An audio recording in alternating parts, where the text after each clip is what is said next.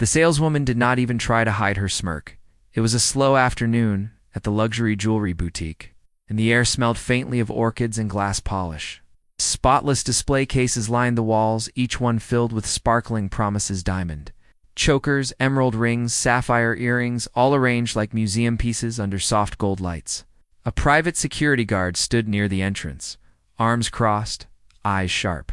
The boutique prided itself on exclusivity, privacy, prestige, and to them, the woman who had just walked in didn't belong. She wore a long gray sweater that hung loosely over faded jeans, the hem of one pant leg slightly frayed. Her shoes were clean but old, the kind of practical walking shoes that never saw red carpets. A canvas tote hung from her shoulder, and her hair was tucked under a simple scarf that had clearly seen more function than fashion. She didn't wear makeup, perfume, or jewelry of any kind. To most people in that store, she looked like someone asking for directions, not someone coming to buy anything. She paused, just inside the boutique, taking in the space with calm, observant eyes. There was no wonder in her expression. Ain't no awe.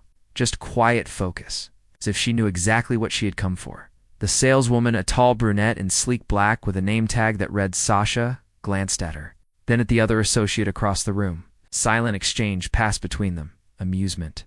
Dismissal. Then Sasha stepped forward, her voice overly polite but laced with a syrupy superiority. "Can I help you?" she asked, in the tone reserved for people who clearly had no business being there. "Yes," the woman said, her voice soft. "I'm looking for something specific." Sasha raised one manicured eyebrow. "Do you have an appointment?" "Oh, but we typically work by appointment only," she cut in, smiling tightly. "Especially for high-value pieces." And "I assume you're just browsing." The woman looked down at the display near her, eyes catching a delicate sapphire necklace. "That one," she said quietly. "May I see it?" Sasha blinked. "That piece is part of our Royal Tier collection. It's priced at over $200,000. "I know." The saleswoman hesitated, then laughed lightly the way one might laugh when a child points at a private jet and says they're going to fly it. "Well, unfortunately, we only remove those pieces for verified clients. I'd hate for anything to be mishandled." The woman's lips parted slightly, not in anger, not in protest, just surprise, like she had forgotten, for a moment, how easily people could be cruel. From the back of the store, another customer, a woman in designer heels and oversized sunglasses, nodded behind her hand. "She looks homeless," she whispered to her friend. "I mean, what is she even doing in here?" The words hit like cold water, loud enough to be heard, sharp enough to sting. Still, the woman didn't flinch. She looked back at Sasha and simply said, "I'll wait." "For what?" Sasha asked, still half smiling. "For my husband." With that, she stepped aside, taking a seat near the velvet-covered couch in the lounge area, as if she had all the time in the world. No raised voice, no confrontation, just quiet, unshakable calm. But what Sasha and everyone else in the boutique didn't know was that her husband wasn't just rich. He was the private owner of one of the world's most exclusive gem collections, and he was about to arrive. Outside, city pulsed with afternoon energy horns blaring faintly in the distance, sunlight glinting off luxury car hoods, and pedestrians bustling past the high-end boutiques of the shopping district. But inside the jewelry store, time seemed to stretch. The woman sat calmly on the edge of the velvet couch, her canvas tote resting on the floor beside her feet. She wasn't fidgeting. She wasn't scrolling through her phone. She simply waited, hands folded gently in her lap, as if the silence didn't bother her in the least. But it bothered Sasha. Every minute the woman sat there, not leaving, not reacting, made the saleswoman more agitated. She tried to ignore her, redirecting her attention to the designer-clad customers who had entered after, offering them champagne and rehearsed compliments. But even as she poured sparkling rose into crystal flutes and flattered someone's handbag choice, her eyes kept drifting back to the corner where the woman still sat, unbothered. The other associate leaned in and whispered, "Should we ask her to leave?" Sasha glanced around. The manager was in the back office. The guard hadn't moved. The boutique was still quiet enough that tension could settle into the corners like dust. "No," Sasha muttered under her breath. "Let her stay. She'd get uncomfortable eventually." But the woman didn't. She simply watched. Every time Sasha caught her gaze, it was not defiant, but patient, which somehow was worse. Because it wasn't the look of someone hoping to belong. It was the look of someone who already did. 20 minutes passed, and then, outside the boutique's glass front, a matte black Rolls-Royce Phantom glided to a stop. There were no screeching tires, no engine roar. Just a smooth, elegant halt that made the two security guards near the door straighten instinctively. One of them reached for his radio. The other adjusted his jacket and stepped forward. The rear door opened. A man stepped out tall, striking and composed. His charcoal coat swept behind him as he walked, and a pair of polished leather shoes touched the pavement like they were made for it. His dark hair was slicked back with just enough imperfection to be charming, and his presence was quiet but undeniable. He wasn't flashy, didn't need to be. He walked like the world shifted slightly to make room for him. The boutique door opened automatically, and the soft chime barely sounded before all eyes turned. The saleswoman froze. Sasha straightened slightly, adjusting her blazer. "Good afternoon, sir," she began, already preparing to step forward, her voice polished and ready. "Welcome to Ruel and Roth." But the man didn't look at her. His eyes scanned the room, once and landed directly on the woman seated near the velvet couch. He smiled, and suddenly the quiet power of his presence softened. He walked toward her without a word, crouched in front of her, and gently kissed her forehead. "I'm sorry I took so long," he said. "I didn't mind," she replied. They spoke like no one else was there. Like the diamonds, the chandeliers, the staff, they were background noise. Sasha stood frozen, her heart pounding with something she hadn't felt in years. Dread. Because now, everything clicked. She had seen him before in business articles, in financial magazines, in whispered conversations between her manager and the store owner. Idris R. Malik, private investor, mining magnate, a man who had recently acquired a controlling share in one of the world's oldest diamond certification firms. A man with a reputation for being quietly ruthless and fiercely protective. And this woman was his wife. His wife, the same woman Sasha had refused to help, had belittled, had called a mistake. Idris rose to his feet, then turned calmly to the display case, the one with the sapphire necklace his wife had asked to see. "This one," he said, his voice low and clear. "And everything in the top case? Wrap them? No appointment needed."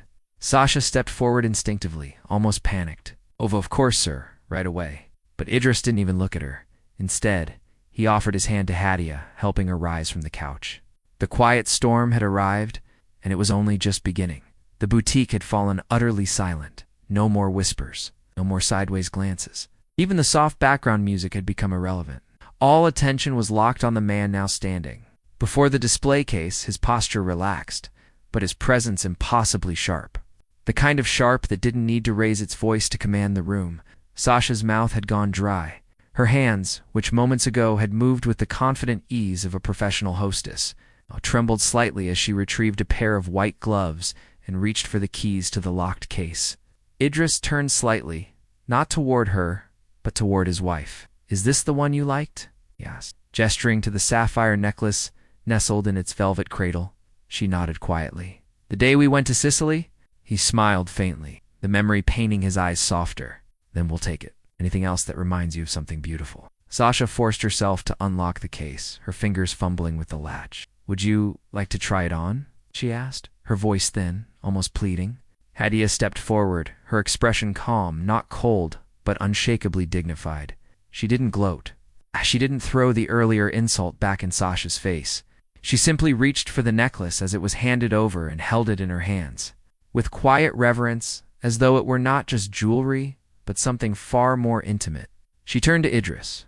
"Maybe just this one." He looked at her, then looked at Sasha for the first time. "This store," he said, "was on our list for a private collection consultation. I'll be removing it." Sasha's eyes widened. "Sir, please, there must be a misunderstanding."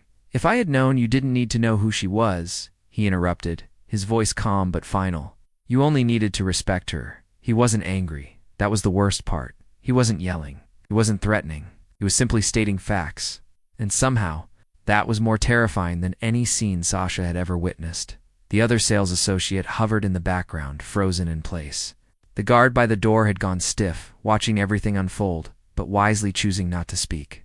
Even the customer who had whispered she looks homeless earlier had slowly backed into a corner. Face pale, her shopping bag clutched like a shield, Idris turned back to the display. And all she could think was, she called her homeless, and he just spent $10 million in 30 minutes without smiling once. Back inside the boutique, no one dared speak for a long moment after the door closed behind them. The silence was heavy not with elegance, but with shame. Sasha stood rooted to the same spot, the display case open in front of her, her reflection warped slightly in the glass. Her hand still held the velvet tray with the now empty necklace mount. Trembling just enough for her to notice and hate herself for it, the other associate shifted nervously behind her, then tried to make herself look busy, rearranging a display of diamond studs that didn't need fixing. The customer in the corner, the one who had mocked Hadia, earlier slipped her sunglasses back on, head down, and exited quietly, without making her purchase. No one stopped her. The manager returned from the back office seconds later. Papers still in hand? What happened? He asked, looking around at the strange stillness in the room. Sasha's lips parted, but no sound came. What could she possibly say? That she had laughed in the face of a woman whose husband now owned half the gemstones. Her boutique sourced from that she had spoken to her like an inconvenience. When that woman had more poise and silence than Sasha had managed in her entire career, the manager frowned. Why are half the top-tier pieces missing from the cases? Sasha finally found her. Voice he bought them. Who? She swallowed hard. Idris Malik. The manager stared at her. The Idris Malik? She nodded. And the woman I refused to help. That was his wife. The papers slipped from the manager's hand. The back of the store. The security guard who had witnessed everything exhaled slowly and muttered under his breath, "Damn." The manager didn't yell. He didn't need to. He just looked at Sasha with something worse than anger disappointment. You've just cost us a relationship that took 10 years to build. She tried to speak. I didn't know who she was. You didn't have to, he snapped. That's the whole point. That's the whole point. The words echoed in her mind as the manager walked away, shaking his head, already dialing the corporate office. She stood there like a statue, makeup perfect, uniform flawless, but her confidence unraveling thread by thread. She thought of the way Hadia had looked at Hercom, unwavering, not cruel. She hadn't said a single harsh word. She hadn't needed to. She had simply waited. And in that silence, she had said everything. I see what you think of me. I am not what you think I am, and I will not lower myself to prove it. That kind of strength was something Sasha had never learned. She had mistaken it for weakness. She had mocked it, and now she knew better. Far away, in the quiet of their private penthouse overlooking the city, Hadia stood on a balcony as the sky began to darken into a soft lavender dusk. She wasn't thinking about Sasha. She wasn't thinking about the boutique. She was holding a velvet box in her hands, the one containing the necklace she had quietly admired. She opened it, and the sapphires inside shimmered like deep ocean water. Idris stepped beside her, a drink in his hand. His expression relaxed but watchful. I'm sorry, he said again, even though he had already apologized twice since they left the store. Hadia turned to him, smiling gently. You didn't do anything wrong. I still wish I had gotten there sooner. She closed the box and looked out at the skyline. You came exactly when you needed to. They stood together, in comfortable silence, the kind that only comes after something has been set right, not by revenge, but by truth. And beneath that silence, something else settled. Not victory, just peace. Later that evening, as the city shimmered in twilight and the stars began to pierce the darkening sky, news of the incident reached beyond the boutique, not through headlines, not through press releases, but through whispers. The kind of whispers that moved fast in elite circles. An anonymous luxury blogger posted a cryptic message. On her story, a quiet woman was mocked at a jewelry boutique today until her husband spent $10 million without blinking. Guess who won't be invited to the next designer showcase? Within hours, the boutique's name trended in certain private forums. Discreet high-net-worth clients began asking questions. A few even canceled appointments. Words spread through luxury concierge services, and by morning, 2 of the brand's regular VIPs had reached out with concerns about customer treatment in the boardroom. It was chaos, but Hadia was far removed from all of it. She sat barefoot on the edge of a velvet chaise in the private suite Zayn had arranged for the night. The city stretched endlessly through the floor-to-ceiling windows. Her scarf rested on the table. Her hair was down now. And she was quiet, not shaken, not angry, just thoughtful. She held the sapphire necklace again. It's time not as something expensive or symbolic, but as a reminder that the world might try to shrink her, ignore her, misjudge her. But that did not mean she had to shrink herself in return. Zayn entered the room quietly, a tablet in his hand. The screen lit with emails from legal teams, brand directors, and PR firms asking how they could make amends. He placed it face down on the table without reading any of them. "Any more calls?" she asked gently, without turning around. "A few." He sat across from her. Apparently the boutique's executive team is in full apology mode. CEO offered a private apology experience at their flagship in Paris. Hadia laughed softly just once. "A private apology experience? That's a new one." "They're panicking," he said. "But none of that matters unless you want it to." She was quiet for a moment, looking at him. "What if I do not want anything?" He tilted his head, curious. What if she continued, "I don't want revenge or gestures or interviews? What if I just want that woman to go home tonight and think about me not because I'm your wife, but because I was kind when she was cruel? Because I didn't flinch when she tried to humiliate me?" Zayan's expression softened. "Then that's more powerful than anything I could have done." She looked out the window again. "When I walked in there today, I wasn't trying to make a point. I just wanted to see something beautiful. But they couldn't imagine beauty coming in my shape, in my clothes, in my silence. You showed them it could." A long pause passed. Then Hadia whispered, "I used to dream about moments like that, where someone would regret underestimating me. But now that it's happened, I don't feel proud.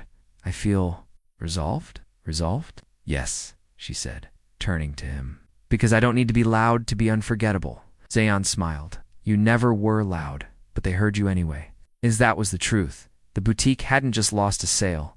They had lost their illusion that wealth always walks. In dressed a certain way, that worth looks like privilege. That Grace comes wrapped in designer labels tonight. Grace had worn canvas and walked out holding the most expensive jewelry in the store. Not because she demanded it, but because she never needed to. She simply knew who she was, and that was enough. A few days later, the boutique changed its front display. Gone were the dramatic red carpets and oversized diamond sculptures. Gone were the flashy mannequins draped in excess. In their place stood something quieter still, elegant, still refined, but softened. A velvet-draped table with a single sapphire necklace displayed under a warm spotlight. No price tag, just a placard that read, "Asterisk true worth doesn't announce itself." The new manager, recent hire, stood by the window that morning, watching people pass, wondering how many of them carried stories just like hers. Stories of being overlooked. Stories of waiting for someone, anyone, to see them. She had heard what happened. Everyone in the industry had. And though the boutique never released a formal statement, the lesson was loud enough. Respect was not a luxury, was the baseline. But Hadia, she never saw the display. She wasn't interested in vindication through window dressing. She and Zayan had already moved on, far from city lights and velvet carpets. At a quiet lakeside estate tucked into green hills, she sat beneath a willow tree, her feet dipped in cool water, the late afternoon sun warming her shoulders. Her scarf rested beside her in the grass. A book was open in her lap, but she wasn't reading. She was listening to birdsong, to breeze, to stillness. Behind her, Zayan walked out of the house holding 2 cups of tea. No tablet, no phone, just him, just this. "Thinking about the store?" he asked, setting the cups down beside her. "No," she said, smiling. "I've already forgotten it." He paused, then nodded. "Good. Oh, good." She looked out over the water. There's something peaceful about being underestimated. When they expect nothing from you, you get to surprise them on your own terms. Zayan sat beside her and took her hand. "You didn't just surprise them. You changed them." "Maybe," she said, "but I didn't do it for them." He watched her for a moment. "Then why?" She looked up at the branches swaying gently overhead. "Because the version of me I used to shrink into deserved to know what it felt like to stand tall. And in that moment, no applause was needed, no articles, no praise. Because true dignity never performs. It simply is." The wind shifted, and her reflection shimmered in the lake calm, unadorned, steady. And for the first time in a long time, she saw herself not through the eyes of judgment, but through her own, enough, whole, and never needing anyone's permission to shine.